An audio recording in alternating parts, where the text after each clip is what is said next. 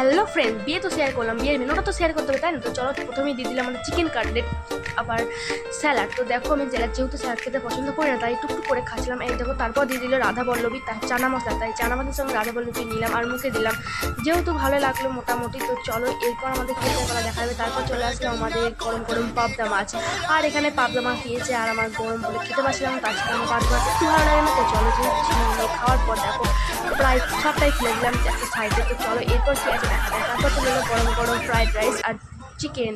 তো দেখো চিকেন আসার পর এটাকে মাখিয়ে মুখের মধ্যে সেট করে দিয়ে দিলাম। তো চলো যেহেতু টেস্টি ছিল তাই ভালো লাগলো। তো এই বিয়ে বাড়ির মরশুমে না মনটা যেন খুশি খুশি চলে আসে। তো দেখো লাস্ট ফিনিশিংয়ে আমরা নিয়ে নিলাম পাপড়। আর যেহেতু তোমাদের ওইগুলো আমি নিয়ে নিই বলে তোমাদের আমি বাকিটা দেখাইনি।